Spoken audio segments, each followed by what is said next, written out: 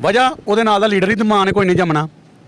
ਇਮਰਾਨ ਖਾਨ ਹਾਂਜੀ ਕਹਿੰਦੇ ਨੇ ਉਸਨੇ ਘੜੀ ਚੋਰੀ ਕੀਤੀ। ਘਰੀ ਉਹਨੇ ਕੀ ਚੋਰੀ ਕੀਤੀ ਦੱਸਣਾ ਜਾਣ ਕਿ ਇਹ ਸਭ ਤੋਂ ਵੱਡੇ ਚੋਰ ਨੇ ਜਿਹੜੇ ਮੁਲਕ ਛੱਡ ਕੇ ਨਾ ਜਾਂਦੇ ਨੇ 10 ਸਾਲ ਲਈ। ਹੋਰ ਦੱਸੋ। ਕਹਿੰਦੇ ਨੇ ਉਹ ਤੇ ਨਵਾਜ਼ ਸ਼ਰੀਫ ਤੇ ਬਿਮਾਰ ਸੀ ਨਾ, ਉਹ ਤੇ ਦਵਾਈ ਲੈਣ ਗਿਆ। ਉਹ ਬਰ ਫਰਾਡ ਕਰਕੇ ਮੁਲਕ ਦੇ ਨਾਲ ਨਸਿਆ ਨਾ ਜੀ ਮੈਨੂੰ ਇਹਨੂੰ ਆ ਰਹੀ ਦਵੋ ਜੀ ਮੈਂ ਬਾਹਰ ਦੇ ਮੁਲਕ ਜਾ ਰਿਹਾ ਮੈਂ ਇਲਾਜ ਕਰਾਉਣ ਲਈ। ਉੱਥੇ ਇਲਾਜ ਕਾਹਦਾ ਕਰਾਉਣ ਗਿਆ? NRO ਜਿਹੜਾ ਉਹ ਦਿੱਤਾ ਵੀ ਤੇ ਇਮਰਾਨ ਖਾਨ ਦੀ ਹੁਕੂਮਤ ਦੇ ਪਰ ਉਹਨੂੰ ਬਾਜਵਾ ਲੜ ਗਿਆ ਨਾ, ਬਾਜਵੇ ਦੇ ਤਬਾਰ ਤੇ ਆ ਗਿਆ ਤੇ ਜਨਾਬ ਉਹ ਧੋਖਾ ਕਰਕੇ ਤੇ ਨਸ ਗਿਆ। ਉਹਨੇ ਉਹਦੀਆਂ ਸਾਜ਼ਾਂ ਚੱਲਦੀਆਂ ਰਹੀਆਂ, ਉਹ ਤਬਾਰ ਕਰਦਾ ਰਿਹਾ। ਫਿਰ ਹੁਣ ਉਹਨੂੰ ਭੁਗਤਣੀ ਪਈ ਹੈ ਆਵਾਮ ਦਾ। ਫਿਰ ਵੀ ਉਹ ਅੰਦਰ ਉਹ ਇਹ ਹਾਰ ਛੱਡ ਕੇ ਮੁਲਕ ਨਹੀਂ ਨਸਿਆ। ਅੱਛਾ, ਮਰੀਮ ਬਿਆਨ ਦੇ ਰਹੀ ਹੈ ਇਹਨਾਂ ਦਿਨਾਂ 'ਚ ਜਲਸੇ ਕਰਦੀ ਪਈ। ਉਹ ਕਹਿ ਰਹੀ ਕਿ ਮੇਰੇ ਵਾਲੇ ਸਾਹਿਬ ਆ ਗਏ ਨੇ, ਹੁਣ ਮੁਲਕ ਜਿਹੜਾ ਹੈ ਨਾ ਦੁਬਾਰਾ ਤਰੱਕੀ ਕਰੇਗਾ। ਬਿਲਕੁਲ ਨਹੀਂ ਕਰੇਗਾ ਜਨਾਬ, ਕਿਸੇ ਸੂਰਤ ਵੀ ਨਾ ਕਰੇਗਾ। ਕਹਿੰਦੇ ਸਭ ਤੋਂ ਪੁਰਾਣਾ ਸਿਆਸਤਦਾਨ ਹੈ। ਨਹੀਂ ਬਿਲਕੁਲ ਇਹ ਜ਼ੀਰੋ ਹੈ। ਵੇਖੋ ਜੀ ਅੱਜ ਇਲੈਕਸ਼ਨ ਸਿਰ ਤੇ ਜਿਹੜੇ ਆ, ਪਹਿਲੀ ਤਰੀਕ ਤੋਂ ਤੇਲ ਜਿਹੜਾ 13 ਰੁਪਏ ਲੀਟਰ ਤੇਲ ਹੋ ਗਿਆ, 10 ਰੁਪਏ ਡੀਜ਼ਲ ਵਧਿਆ ਹੈ। ਦੁਨੀਆ ਦੀ ਹਰ ਸ਼ੈ ਵਧੀ ਹੈ। ਇਹ ਇਲੈਕਸ਼ਨ ਮੰਗਦੇ ਨੇ ਵੀ ਇਹਨਾਂ ਨੂੰ ਸ਼ਰਮ ਨਹੀਂ ਆਉਂਦੀ ਬਈ। ਹੋਰ ਇਹਨਾਂ ਨੂੰ ਤੁਹਾਡੀ ਜ਼ਲਾਲਤ ਕਿਹੜੀ ਹੈ? ਇਹ ਅੱਲਾ ਦੀ ਮਿਹਰਬਾਨੀ ਦੇ ਨਾਲ ਇਮਰਾਨ ਖਾਨ ਜ਼ਿੰਦਾਬਾਦ। ਇਮਰਾਨ ਖਾਨ ਦੇ ਦੌਰ ਦੇ ਅੰਦਰ ਵੀ ਤੇ ਮਹਿੰਗਾਈ ਹੁੰਦੀ ਰਹੀ ਹੈ ਨਾ। ਬਿਲਕੁਲ ਹੁੰਦੀ। ਉਹ ਇਹਨਾਂ ਦੇ ਕੀਤੇ ਅਮਲ ਅੱਗੇ ਆਉਂਦੇ ਨੇ ਜਿਹੜੇ ਉਹ ਭੁਗਤਦੇ ਹੁਣ ਤੱਕ ਭੁਗਤਦਾ ਪਿਆ ਹੈ। ਹੁਣ PDM ਹੀ ਜਾਂ ਉਸ ਤੋਂ ਬਾਅਦ ਹੁਣ ਜਿਹੜੀ ਨਿਗਰਾਨ ਹੁਕੂਮਤ ਹੈ, ਕਹਿੰਦੇ ਨੇ ਕਿ ਪਿਛਲੇ ਸਨ ਜਿਹੜੇ ਬਿਲਕੁਲ ਇਹਨਾਂ ਦੇ ਨੇ, ਉਹ ਬਿਲਕੁਲ ਇਹਨਾਂ ਦੇ ਨੇ, ਨੂਨ ਲੀਗ ਵਾਲਿਆਂ ਦੇ ਨੇ। ਅੱਲਾ ਦੇ ਹੁਕਮ ਨਾਲ ਇਮਰਾਨ ਖਾਨ ਦਾ ਪੂਰਾ ਮੁਲਕ ਇਮਰਾਨ ਖਾਨ ਦੇ ਨਾਲ ਹੈ ਤੇ ਇਨਸ਼ਾਅੱਲਾ ਉਹਨੂੰ ਫਤਹ ਦੇਵਾਂਗੇ। ਅਸੀਂ ਹੋਰ ਕਿਸੇ ਨੂੰ ਨਹੀਂ ਜਾਣਦੇ।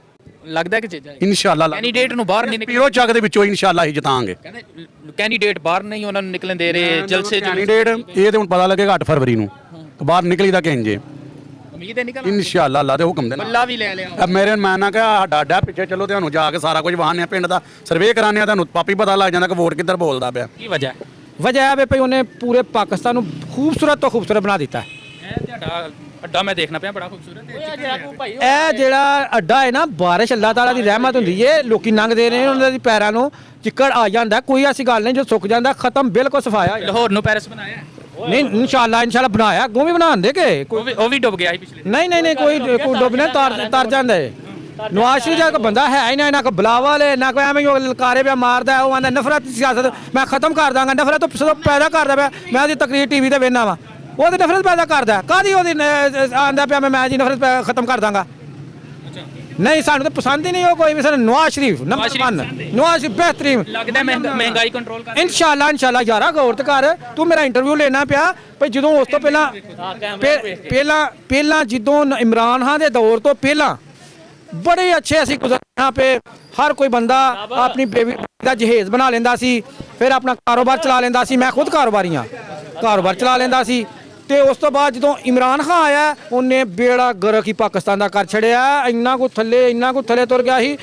ਮਾਨਾ ਮੈਂ ਲੋਕਾਂ ਦੇ ਘਰਾਂ 'ਚ ਜਾਣਾ ਵਾ, ਮੈਂ ਡਿਸ਼ ਦਾ ਕੰਮ ਕਰਨਾ ਵਾ, ਲੋਕੀ ਰੋਂਦੇ ਨੇ ਪਾਪਾ ਅੱਧ ਪਾ ਘਿਓ ਲੈਂਦੇ ਨੇ। ਤੇ ਨਵਾਜ਼ ਸ਼ਰੀਫ ਦੇ ਦੌਰ 'ਚ ਬੜਾ ਖੂਬੀ ਨਾਲ ਚੱਲਿਆ ਜਾਂਦਾ ਸੀ ਹਰ ਕੰਮ। ਸ਼ਰੀਫ ਤੋਂ ਪਹਿਲਾਂ ਮੁਸ਼ਰਫ ਦਾ ਦੌਰ ਸੀ, ਉਹਦੇ ਬਾਰੇ ਕੀ ਕਹੋ? ਨਹੀਂ ਮੁਸ਼ਰਫ ਨੂੰ ਛੱਡ ਦੇ ਤੂੰ। ਉਸ ਦੌਰ 'ਚ ਮਹਿੰਗਾਈ ਨਹੀਂ ਉਹ ਜਿਹੜੀ ਮਹਿੰਗਾਈ ਸੀ ਉਹਨਾਂ ਆਪ ਹੀ ਕੀਤੀ। ਉਹ ਲੰਘ ਗਿਆ ਦੌਰ 'ਚ, ਪਿਛਲੀ ਗੱਲ ਨੂੰ ਨਹੀਂ ਵੇਖੀਦਾ। ਤੇ ਫਿਰ ਇਸ ਤਰ੍ਹਾਂ ਕਰਦੇ ਪਿਓ। ਫਿਰ ਇਮਰਾਨ ਖਾਨ ਦਾ ਦੌਰ ਵੀ ਤੇ ਲੰਘ ਗਿਆ ਨਾ 3.5। ਨਹੀਂ ਉਹਦੇ ਹਾਲੇ ਇੱਕ ਜ਼ਖਮ ਹੁੰਦਾ ਨਾ, ਇੱਕ ਪਹਿਲਾਂ ਮਿਟਿਆ ਹੁੰਦਾ ਫਿਰ ਤਾਜ਼ਾ ਹੋ ਜਾਂਦਾ। ਜਦੋਂ ਤਾਜ਼ਾ ਹੋ ਜਾਂਦਾ ਨਾ ਤੇ ਫਿਰ ਉਹਦੇ ਦਰਦ ਬੜੀ ਹੁੰਦੀ ਏ। ਪਾਕਿਸਤਾਨ ਨੂੰ ਇਹਨੂੰ ਇਮਰਾਨ ਖਾਨ ਨੂੰ ਇਹ ਕਰਨਾ ਹੀ ਨਹੀਂ ਚਾਹੀਦਾ। ਸਾਡੇ ਪਾਕਿਸਤਾਨ ਨੂੰ ਅੱਗ ਲਾਣੀ। ਸ਼ਹਬਾਜ਼ ਸ਼ਰੀਫ ਨੇ 16 ਮਹੀਨੇ ਜੋ ਕੁਝ ਕੀਤਾ ਉਹਦੇ ਬਾਰੇ ਕੀ ਕਹੋ? 16 ਮਹੀਨੇ ਕੀਤਾ। ਪਹਿਲਾਂ ਮਹਿੰਗਾਈ ਉਹਦੇ ਤੋਂ ਵੀ ਤੂੰ ਆਸਤਾ ਹੀ ਹੁੰਦਾ ਨਾ, ਕਬਰ ਹੁੰਦਾ। ਉਹ ਜ਼ਖਮ ਨਹੀਂ ਉਹ ਜ਼ਖਮ ਨਹੀਂ ਯਾਰ। ਜ਼ਖਮ ਤੇ ਇਮਰਾਨ ਖਾਨ ਨੇ ਦਿੱਤਾ ਤੇ ਉਹਨੂੰ ਉਹਦੇ ਤੇ ਪਰਦਾ ਪਾਉਂਦਾ ਪਿਆ। ਨਵਾਜ਼ ਸ਼ਰੀਫ ਤੇ ਇਲਜ਼ਾਮ ਲਗਾਉਂਦਾ ਸੀ ਤੇ ਹੁਣ ਜਿਹੜਾ ਇਹ ਸ਼ਹਬਾਜ਼ ਸ਼ਰੀਫ ਹੈ ਉਹ ਇਮਰਾਨ ਖਾਨ ਤੇ। ਨਹੀਂ ਬਿਲਕੁਲ ਗਲਤ ਹੈ ਉਹ, ਬਿਲਕੁਲ ਝੂਠੀ ਗੱਲ। 150 ਦਾ ਪੈਟਰੋਲ ਸਸਤਾ ਹੈ ਜਾਂ 350 ਦਾ? ਉਹ ਯਾਰ 150 ਦਾ ਹੁਣ, ਉਦੋਂ ਪਹਿਲਾਂ 65 ਰੁਪਏ ਦਾ ਤੇਲ ਸੀ ਲੀਟਰ, ਫਿਰ ਉਸ ਤੋਂ ਬਾਅਦ 150 ਦਾ ਆਸਤਾ ਗਾਂ ਚੱਲਦੇ ਗਏ। ਫਿਰ ਜਦੋਂ 350 ਤੱਕ ਤੁਰ ਗਿਆ ਉਹ ਯਾਰ ਸ਼ਰੀਫ ਦੇ ਕੰਮ ਨਹੀਂ। ਇਮਰਾਨ ਖਾਨ ਦੇ ਦੌਰ ਦੀ ਗੱਲ ਕਰਨਾ ਵਾ। ਇਮਰਾਨ ਖਾਨ ਦੇ ਦੌਰ 'ਚ ਕਿੱਥੇ 350? 350 ਤੋਂ ਤੁਰ ਗਿਆ ਸੀ ਕਿ 150 ਤੋਂ ਉੱਪਰ ਇੱਕ ਵੀ ਨਹੀਂ ਗਿਆ। ਉਹ ਨਹੀਂ ਉਹ ਉਹਨਾਂ ਦੇ ਤੇਲ ਹੁਣ ਆ ਸਕਨੇ ਆ। ਬਿਲਕੁਲ ਨੋ ਲੀਗ ਜੀ ਨੋ ਲੀਗ। ਵਜ੍ਹਾ ਇਹ ਹੈ ਕਿ ਲੀਡਰ ਅੱਛਾ ਹੈ, ਉਹਨੇ ਕੋਈ ਕਰਪਸ਼ਨ ਨਹੀਂ ਕੀਤੀ, ਕੋਈ ਉਹਦੇ 'ਤੇ ਇਲਜ਼ਾਮ ਨਹੀਂ। ਬਿਲਕੁਲ ਜਿਹੜਾ ਲਾਉਂਦੇ ਨੇ ਬੇਬੁਨਿਆਦ ਤੇ ਝੂਠੇ ਇਲਜ਼ਾਮ ਨੇ। ਲੇਕਿਨ ਕਹਿੰਦੇ ਨੇ ਮੁਲਕ ਨੂੰ ਮਹਿੰਗਾਈ ਦਾ ਜਿਹੜਾ ਹੀ ਨਾ ਆਗਾਜ਼ ਉਹ ਹੋਇਆ ਹੀ ਇਮਰਾਨ ਖਾਨ ਦੇ ਇਹ ਉਹਨੂੰ ਪਹਿਲਾਂ ਹੀ 3.5 ਸਾਲਾਂ 'ਚ ਮਹਿੰਗਾਈ ਜਿਹੜੀ ਉਹਨੂੰ ਪਹਿਲਾਂ ਹੀ ਮਿਲੀ ਸੀ। ਇਮਰਾਨ ਖਾਨ ਨੇ ਮਹਿੰਗਾਈ ਕੀਤੀ। ਉਹ ਇਹ ਸਮਝੋ ਕਿ ਵਿਰਾਸਤ 'ਚ ਸਾਡੇ ਮੁਲਕ ਨੂੰ ਮਹਿੰਗਾਈ ਆ ਰਹੀ। ਜਿਹੜੀ ਮਹਿੰਗਾਈ ਹੈ ਸਾਡੇ ਮੁਲਕ ਨੂੰ ਵਿਰਾਸਤ 'ਚ ਮਿਲ ਚੁੱਕੀ ਹੈ। ਹਾਂਜੀ ਪਿਆਰੇ ਨੇ ਆਪਣੇ ਸਾਡੇ ਉਹਨਾਂ ਨੂੰ ਤੇ ਜਲਸੇ ਕਰਨ ਦੀ ਇਜਾਜ਼ਤ ਨਹੀਂ ਮਿਲਦੀ ਗਈ। ਜਲਸੇ ਕਰਨ ਦੀ ਇਜਾਜ਼ਤ ਲੈ ਕੇ ਕਰਨ ਨਾ ਜਲਸਾ, ਐਵੇਂ ਨਾ ਕਰਨ।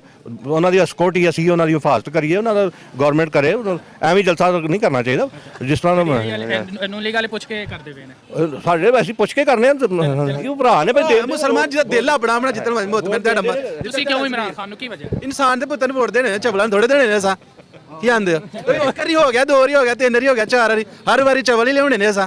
ਇੱਕ ਵਾਰੀ ਤਾਂ ਇਨਸਾਨ ਲੈ ਆਵੋ ਨਾ ਕਿ ਨਾਲ ਲਈਦਾ। ਬਸ਼ੇਰ ਅੰਦਰ ਡੱਕਿਆ, ਸਾਰੇ ਕੁੱਤੀ ਹੋਏ ਨੇ ਵੇਖੋ ਹੈ ਸਮਝ ਇਨਸਾਨ ਹਰ ਬੰਦੇ ਦਾ ਨਾ ਇਨਸਾਨ ਦਾ ਪੁੱਤਰ ਆਪਣੇ ਦਾ ਆਪਣਾ ਹੋਵੇ। ਤੇ ਅੱਗੇ ਵੀ ਮੁਸਲਿਮ ਲੀਗ ਜਿੱਤੀ ਹੁਣ ਵੀ ਜਿੱਤਣ ਦੇ ਇੱਕ ਦਿਨ ਦੀ ਲੋੜ ਦੀ ਗੱਲ ਹੈ। ਕਹਿ ਰਹੇ ਨੇ ਅੱਗੇ ਵੀ ਮੁਸਲਿਮ ਲੀਗ ਜਿੱਤੀ ਹੋਣੀ।